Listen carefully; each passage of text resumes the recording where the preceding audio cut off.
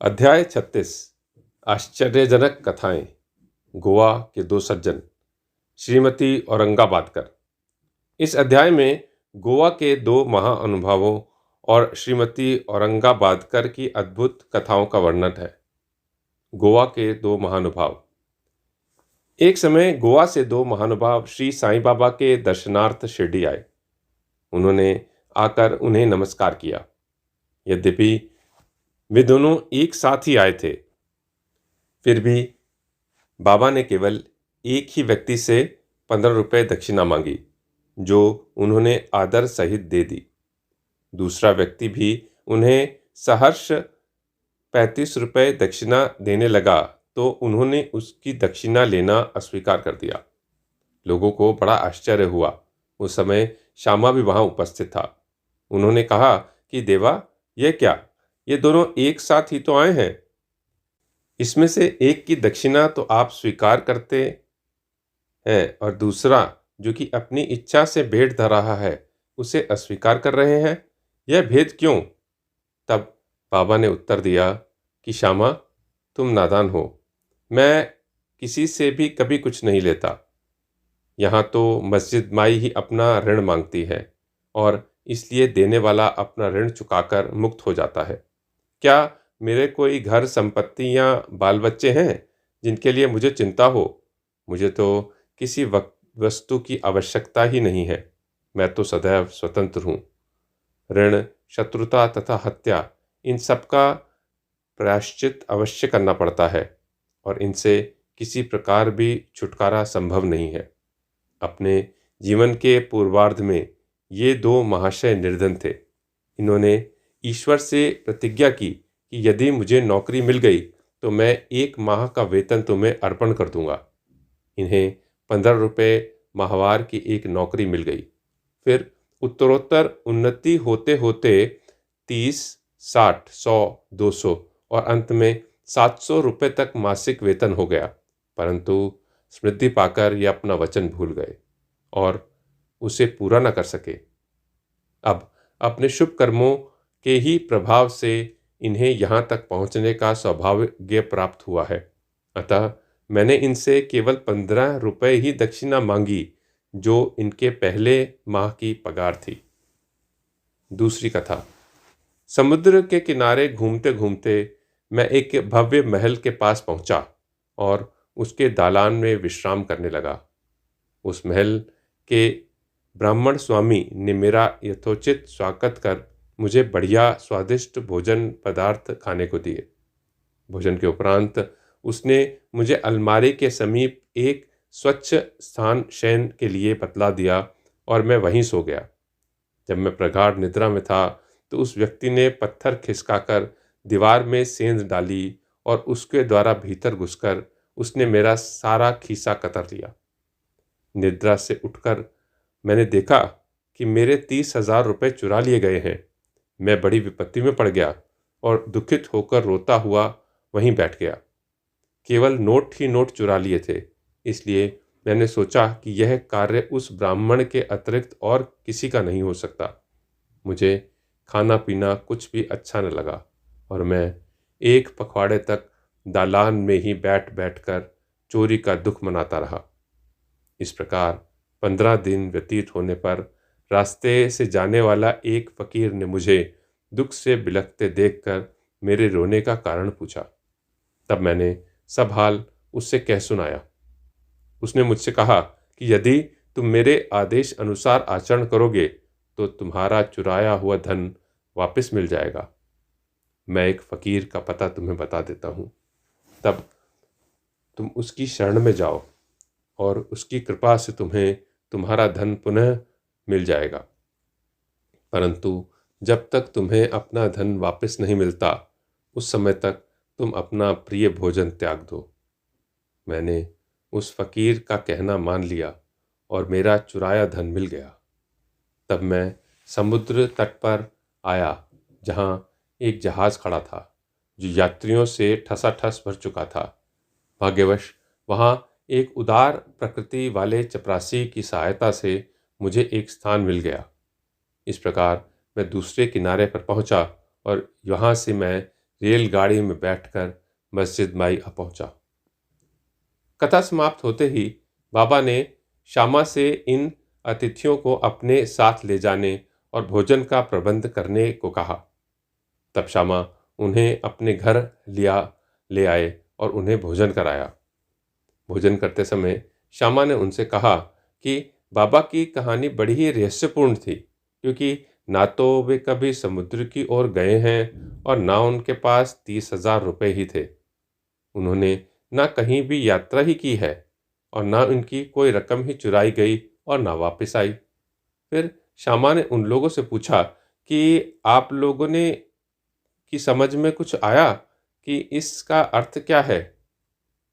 दोनों अतिथियों की घिघियाँ बंध गईं और उनकी आंखों से आंसुओं की धारा बहने लगी। उन्होंने रोते रोते कहा कि बाबा तो सर्वव्यापी, अनंत और परब्रह्म स्वरूप है। जो कथा उन्होंने कही है वह बिल्कुल हमारी ही कहानी है और वह मेरे ऊपर बीत चुकी है। यह महान आश्चर्य है कि उन्हें यह सब कैसे ज्ञात हो गया। भोजन के उपरांत हम इसका पूर्ण विवरण आपको सुनाएंगे। भोजन के पश्चात पान खाते हुए उन्होंने अपनी कथा सुनाना प्रारंभ कर दिया, जिनमें से एक का कहना था कि घाट में एक पहाड़ी स्थान पर हमारा निवास स्थान है। मैं अपने जीवन निर्वाह के लिए नौकरी ढूंढने गोवा आया था। तब मैंने भगवान दत्तात्रेय को वचन दिया था कि यदि मुझे नौकरी मिल गई तो मैं तुम्हें 1 माह की पगार भेंट चढ़ाऊँगा।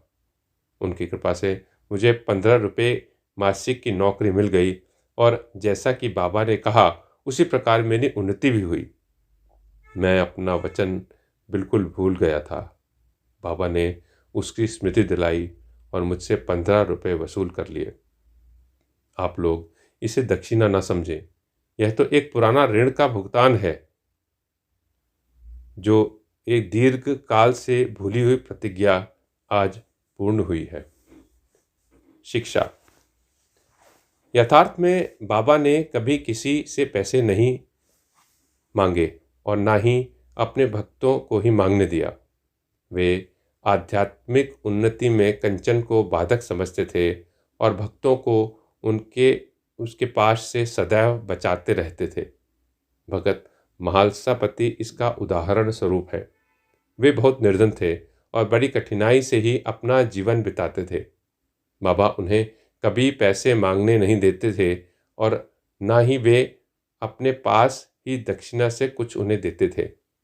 एक बार एक दयालु सहृदय व्यापारी हंसराज ने बाबा की उपस्थिति में ही एक बड़ी रकम महालसापति को दी, परंतु बाबा ने उनसे उसे अस्वीकार करने को कह दिया। अब दूसरा अतिथि अपनी कहानी सुनाने लगा। मेरे पास एक ब्राह्मण रसोइया था जो गत 35 वर्षों से ईमानदारी से मेरे पास काम कर रहा था। बुरी लतों में पड़कर उसका मन पलट गया और उसने मेरे सब रुपए चोरी कर लिए। मेरी अलमारी दीवार में लगी थी और जिस समय हम लोग गहरी नींद में थे उसने पीछे से पत्थर हटाकर मेरे 30,000 रुपयों के नोट चुरा लिए। मैं नहीं जानता कि बाबा को यह ठीक ठीक धनराशि कैसे ज्ञात हो गई। मैं दिन रात रोता और दुखी रहता था। एक दिन जब मैं इसी प्रकार निराश और उदास होकर बरामदे में बैठा था, उसी समय रास्ते से जाने वाले एक फ़कीर ने मेरी स्थिति जानकर मुझसे इसका कारण पूछा। मैंने उसे सब हाल कह सुनाया। तब उसने मुझे बताया कि कोपरगांव तालुका के शिरडी ग्राम में श्री साईं बाबा नाम के एक औलिया रहते हैं। उन्हें वचन दो तथा अपना रुचिकर भोजन पदार्थ त्याग दो। मन में कहो कि जब तक मैं तुम्हारा दर्शन न कर लूँगा उस पदार्थ को कदापि न खाऊंगा। तब मैंने चावल खाना छोड़ दिया और बाबा को वचन दिया, बाबा जब तक मुझे तुम्हारे दर्शन नहीं होते तथा मेरी चुराई हुई धनराशि नहीं मिलती तब तक मैं चावल ग्रहण न करूँगा। इस प्रकार जब 15 दिन बीत गए तब वह ब्राह्मण स्वयं ही आया और सब धनराशि लौटाकर क्षमा याचना पूर्वक कहने लगा कि मेरी मति ही भ्रष्ट हो गई थी जो मुझसे ऐसा अपराध हुआ। मैं आपके पैर पकड़ता हूँ, मुझे क्षमा करें। इस प्रकार सब ठीक ठाक हो गया। जिस फकीर से मेरी भेंट हुई थी तथा जिसने मुझे सहायता पहुंचाई थी, वह फकीर मेरे देखने में कभी नहीं आया। मेरे मन में श्री साईं बाबा के दर्शन की जिनके लिए फ़कीर ने मुझे कहा था, बड़ी तीव्र उत्कंठा हुई। मैंने सोचा कि जो फ़कीर मेरे घर पर आया था वह साईं बाबा के अतिरिक्त और कोई नहीं हो सकता, जिन्होंने मुझे कृपा कर दर्शन दिए और मेरी इस प्रकार सहायता की। उन्हें 35 रुपये का लालच कैसे हो सकता है? इसके विपरीत वे अहेतु कृपा करके आध्यात्मिक उन्नति के पथ पे ले जाते हैं। जब चोरी की गई राशि मुझे पुनः प्राप्त हो गई, तब मेरे हर्ष का पारावार न रहा। मेरी बुद्धि भ्रमित हो गई और मैं अपना वचन भूल गया। कुलाबा में एक रात्रि को मैंने साईं बाबा को स्वप्न में देखा। तभी मुझे अपनी शिरडी यात्रा के वचन की स्मृति हो आई। मैं गोवा पहुंचा और वहां से एक स्टीमर द्वारा बंबई पहुंचकर शिरडी जाना चाहता था, परंतु जब मैं किनारे पर पहुंचा तो देखा कि स्टीमर खचाखच भरा हो चुका है और उसमें बिल्कुल भी जगह नहीं है।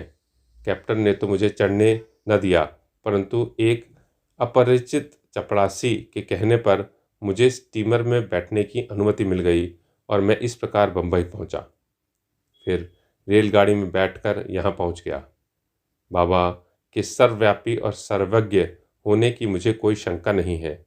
देखो तो हम कौन हैं और कहाँ हमारा घर। हमारा भाग्य कितना अच्छा है कि बाबा हमारी चुराई गई राशि वापस दिलाकर हमें यहाँ खींच कर लाए। आप शिरडीवासी हम लोगों की अपेक्षा सहस्त्र गुणा श्रेष्ठ और भाग्यशाली हैं, जो बाबा के साथ हंसते खेलते मधुर भाषण करते और कई वर्षों से इनके समीप रहते हैं। यह आप लोगों के गत जन्मों के शुभ संस्कारों का ही प्रभाव है, जो कि बाबा को यहाँ खींच लाया है। श्री साईं बाबा ही हमारे लिए दत्त हैं। उन्होंने ही हमारी प्रतिज्ञा कराई और तथा जहाज के स्थान दिलाए और हमें यहाँ लाकर अपनी सर्वज्ञता और सर्वव्यापकता का अनुभव कराया। श्रीमती औरंगाबादकर। सोलापुर में सखाराम औरंगाबादकर की पत्नी 29 वर्ष की दीर्घ अवधि के पश्चात भी निसंतान ही थी।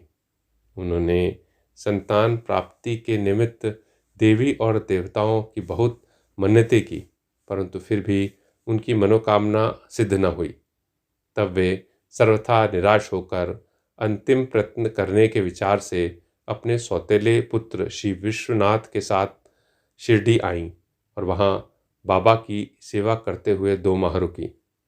जब भी वे मस्जिद जाती तो बाबा को भक्त गणों से घिरा ही पाती। उनकी इच्छा बाबा से एकांत में भेंट कर संतान प्राप्ति के लिए प्रार्थना करने की थी, परंतु कोई योग्य अवसर उनके हाथ न लग सका। अंत में उन्होंने श्यामा से कहा कि जब बाबा एकांत में हों तो मेरे लिए प्रार्थना कर देना। श्यामा ने कहा कि बाबा का तो खुला दरबार है, फिर भी यदि तुम्हारी ऐसी ही इच्छा है तो मैं अवश्य प्रयत्न करूँगा, परंतु यश देना तो ईश्वर के ही हाथ में है। भोजन के समय तुम आंगन में नारियल और अगरबत्ती लेकर बैठना और जब मैं संकेत करूं तो खड़ी हो जाना। एक दिन भोजन के उपरांत जब श्यामा बाबा के गीले हाथ तौलिए से पोंछ रहे थे, तब बाबा ने उनके गाल पर चिकोटी काट ली। तब श्यामा क्रोधित होकर कहने लगे, देवा, यह क्या? आपके लिए उचित है कि आप इस प्रकार मेरे गाल पर चिकोटी काटें? मुझे ऐसे शरारती देव की बिल्कुल आवश्यकता नहीं जो इस प्रकार का आचरण करे। हम आप पर आश्रित हैं, तब क्या यही हमारी घनिष्ठता का फल है? बाबा ने कहा, अरे तुम तो 72 जन्मों से मेरे साथ हो। मैंने अब तक तुम्हारे साथ ऐसा कभी नहीं किया, फिर अब तुम मेरे स्पर्श को बुरा क्यों मानते हो? श्यामा बोले कि मुझे तो ऐसा देव चाहिए जो हमें सदा प्यार करे और नित्य नए नए मिष्ठान खाने को दे। मैं तुमसे किसी प्रकार की इच्छा नहीं रखता और ना मुझे स्वर्ग आदि ही चाहिए। मेरा तो विश्वास सदैव तुम्हारे चरणों में ही जागृत रहे, यही मेरी अभिलाषा है। तब बाबा बोले कि हाँ, सचमुच मैं इसीलिए यहाँ आया हूँ। मैं सदैव तुम्हारा पालन और उदर पोषण करता आया हूँ, इसलिए मुझे तुमसे अधिक स्नेह है। जब बाबा अपनी गादी पर विराजमान हो गए, तभी श्यामा ने उस स्त्री को संकेत किया। उसने ऊपर आकर बाबा को प्रणाम कर उन्हें नारियल और धूप बत्ती भेंट की। बाबा ने नारियल हिलाकर देखा तो वह सूखा था और बचता था। बाबा ने श्यामा से कहा कि यह तो हिल रहा है, सुनो यह क्या कहता है। तभी श्यामा ने तुरंत कहा कि यह बाई प्रार्थना करती है कि ठीक इसी प्रकार इनके पेट में भी बच्चा गुड़गुड़ करे, इसलिए आशीर्वाद सहित यह नारियल इन्हें लौटा दो। तब फिर बाबा बोले कि क्या नारियल से भी संतान की उत्पत्ति होती है? लोग कैसे मूर्ख हैं जो इस प्रकार की बातें करते हैं। श्यामा ने कहा कि मैं आपके वचनों की और आशीष की शक्ति को पूर्ण तरह से जानता हूँ और आपके एक शब्द मात्र से ही इस बाई को बच्चों का तांता लग जाएगा। आप तो टाल रहे हैं और आशीर्वाद नहीं दे रहे हैं। इस प्रकार कुछ देर तक वार्तालाप चलता रहा।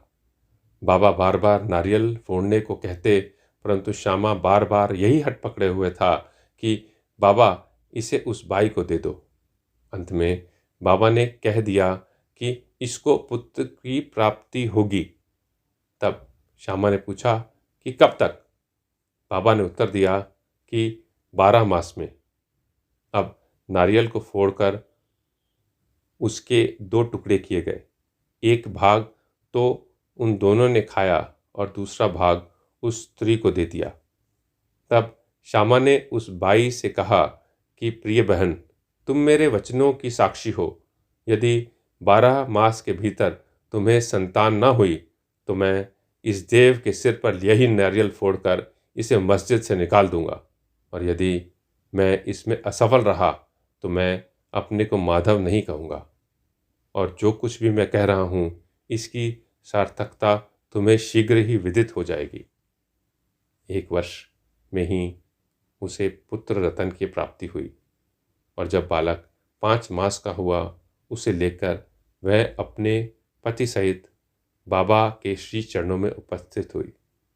पति पत्नी दोनों ने उन्हें प्रणाम किया और कृतज्ञ पिता श्रीमान औरंगाबादकर ने 500 रुपये भेंट किए, जो बाबा ने घोड़े शाम करने के लिए छत बनाने के काम आए। श्री सद्गुरु साईनाथार्पणमस्तु। शुभम भवतु।